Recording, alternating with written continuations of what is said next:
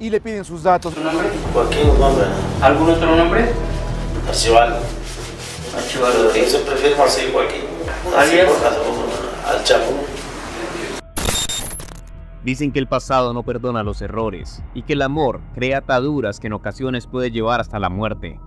Pues esa historia nos termina acercando al fatídico diciembre del 2008, en donde se conoció uno de los peores hechos en cuanto a la vida de Zulema Julia Hernández, una ex compañera sentimental de El Chapo Guzmán, que terminó siendo acribillada, torturada y asesinada de la manera más tenebrosa que se pueda imaginar. Un hecho sin precedentes que terminó impactando a toda la población mexicana por la frialdad del evento.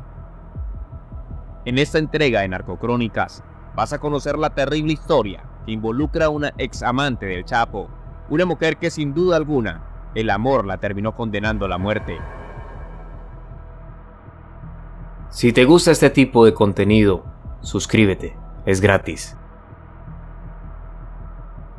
Joaquín Guzmán, conocido por su tangible trayectoria criminal, uno de los capos con mayor notoriedad en las últimas décadas, fue un hombre lleno de ambiciones que lo rodearon los hechos delictivos, pero también resaltó por vivir una vida de bohemio, en donde sin lugar a duda tuvo más mujeres con las que estableció relaciones clandestinas y de hecho engendró su descendencia. Pero sin lugar a duda una relación que cautivó la atención de muchos es la que tuvo con Zulema Julia Hernández, una mujer inmiscuida en el delito y que terminaron sus días de la manera más tormentosa. Para colocarte al tanto, Zulema Julia Hernández nació en medio de una familia disfuncional, donde nunca tuvo la dicha de conocer a su padre. Su madre se dedicaba a la prostitución y por lo general, la pequeña siempre se encontraba sola en casa junto a su hermano. En medio de esta carencia de recursos y sumidos en la absoluta pobreza, hizo que la pequeña Zulema se refugiara en las drogas y realizar algunos delitos, que consistían en hurtos pequeños para poder sobrevivir. Ante la falta de oportunidades, la pequeña Zulema tenía que tolerar muchas situaciones.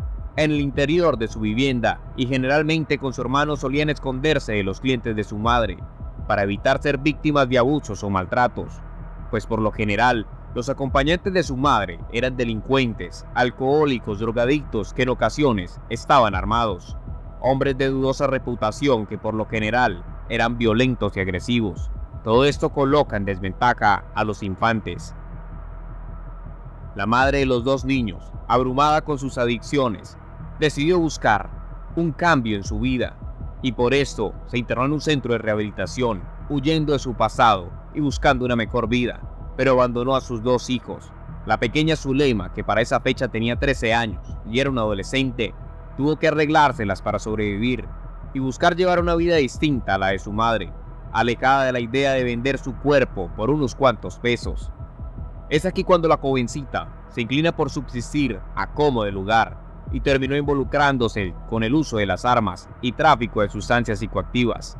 También se involucra en hurtos que al final de cuentas consideraba que solo tomaba lo que necesitaba en una especie de intento que pudiera justificar sus acciones.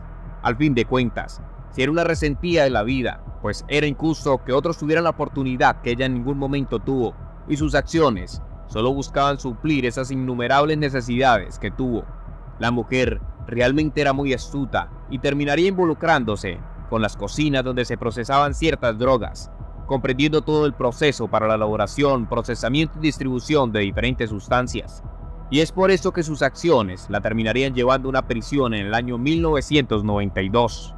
Pero con su amplia trayectoria en el crimen organizado y microtráfico, la mujer terminaría arreglándoselas para ganarse ciertos privilegios entre los barrotes y a su vez corrompió a funcionarios que terminaron accediendo al desarrollo del microtráfico dentro de este penal. Cuando los altos funcionarios se percataron del poder que estaba adquiriendo Zulema, solicitaron el traslado del penal y sería enviada al Centro de Readaptación Social número 2 de Puente Grande. Esto se efectuó en el año 2000, pero aquí se tiene que resaltar un detalle de relevancia, y es que en esta prisión se encontraba recluido desde el año 1993 Joaquín Archibaldo Guzmán Loera, el Chapo, y sus vidas terminarían cruzándose en este punto. La historia de amor se empezó a gestar como consecuencia de las similitudes que tenían los dos delincuentes, pues en correspondencia almacenada se identificó que por lo general era Joaquín quien le hacía llegar cartas de amor a Zulema, La mujer, que para la fecha tenía 27 años, se deslumbraba con los escritos que le dejaba el capo, donde sin lugar a duda encontraba afinidad en su difícil infancia.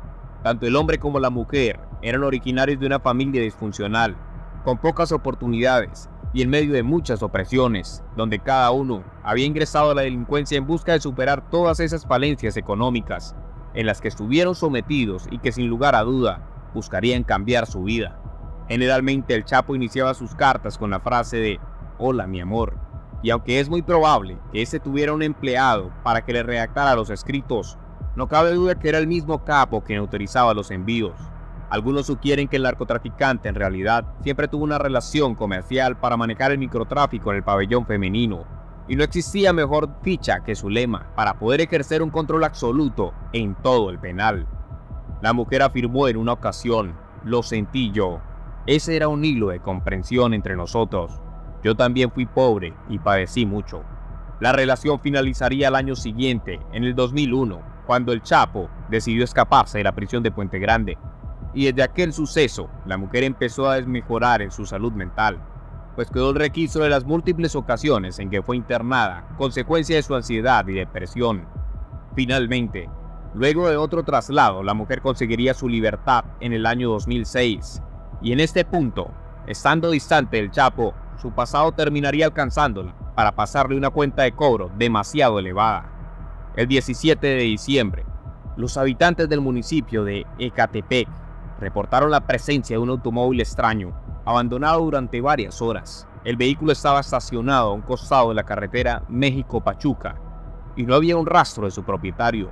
Cuando las autoridades llegaron al lugar, el olor que emanaba del automóvil les dio la bienvenida como un presagio de la atrocidad que estaban a punto de descubrir. En el maletero encontraron el cuerpo de una mujer semidesnuda, envuelta y amarrada con cintas.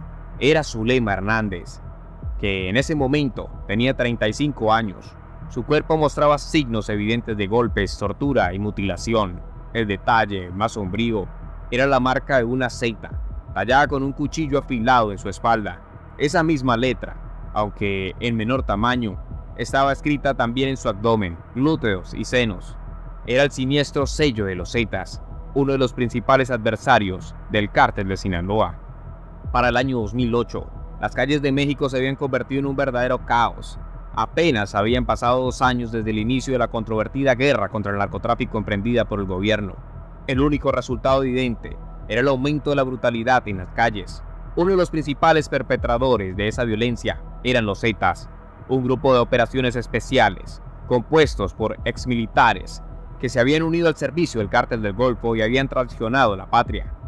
Estos eran el brazo armado de este cártel. Libraban batallas en diferentes puntos del país contra los sicarios del cártel de Sinaloa al mando del Chapo y otros competidores en el negocio del narcotráfico. La escalada de violencia fue tan intensa que las fuerzas federales tuvieron que intervenir en enfrentamientos entre las fuerzas del gobierno y la delincuencia organizada. Muchos atribuyeron el crimen de Zulema como un mensaje directo al líder del cártel de Sinaloa.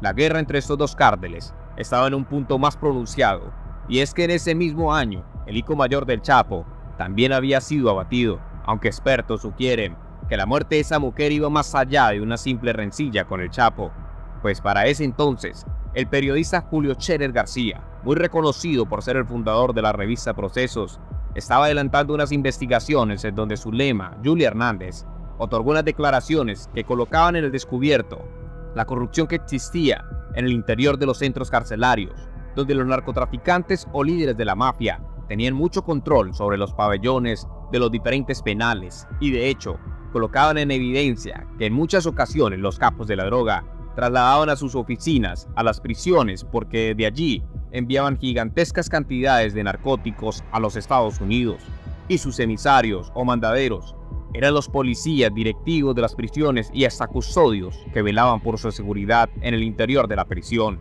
A estos vínculos que la mujer expuso también le atribuyeron el motivo de su terrible muerte, pues son muchos secretos que nunca se conocerán y la voz de aquellos que hablan siempre intentarán silenciarla, una realidad que sumerge a México desde hace décadas y que seguramente nunca se sabrá la verdad de este terrible crimen.